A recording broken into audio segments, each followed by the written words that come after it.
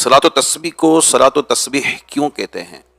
इसमें 300 बार मखसूस तस्बीह पढ़ी जाती है। क्या अकेले सलात व तस्बीह पढ़ सकते हैं? बिल्कुल पढ़ सकते हैं। सलात व तस्बीह पढ़ने की क्या फजीलत है?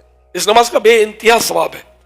अल्लाह के प्यारे प्यारे आखिरी नबी सल्लल्लाहु अलैहि वसल्लम ने अपने चचा जान हजरत सैयदुना अब्बास रज़ी अल्लाह तआला अन्हु से फरमाया कि ऐ मेरे चचा जान, अगर हो सके तो सलात व तस्बीह हर रोज एक बार पढ़िए, और अगर रोजाना ना हो सके तो हर जुमे को एक बार पढ़ लीजिए, और ये भी ना हो सके तो हर महीने में एक बार, और ये भी ना हो सके तो साल में एक बार, और ये भी ना हो सके तो उम्र में एक बार।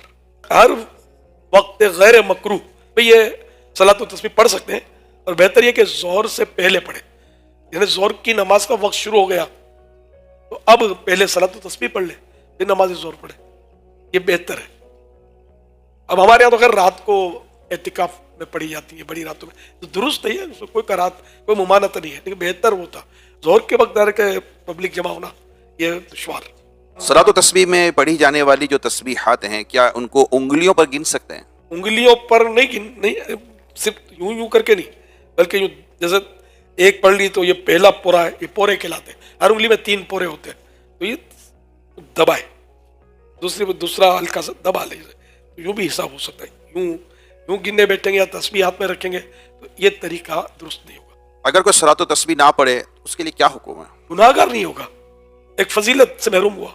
क्या रमजान के अलावा सलात व तस्बीह पढ़ सकते हैं। सलात व तस्बीह की जमाअत के लिए कितने लोगों का होना जरूरी है? तो इसकी कोई जमात वाजिब तो है नहीं, जमात से इसलिए हम पढ़ते हैं कि इस माने लोग पढ़ लेते हैं। फिर अपने जमात के जो शराइत है कि एक इमाम हो और इसके बराबर अगर मैं एक भी खड़ा हो गया तब भी ठीक है, मुक्तदी सीधी जानिब हो।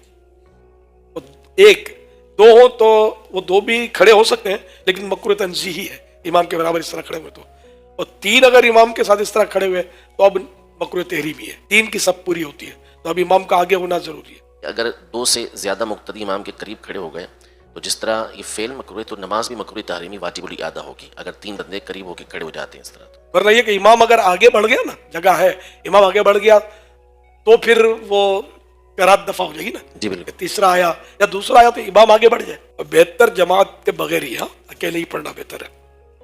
जमात तो हम सहूलत के लिए कर लेते हैं,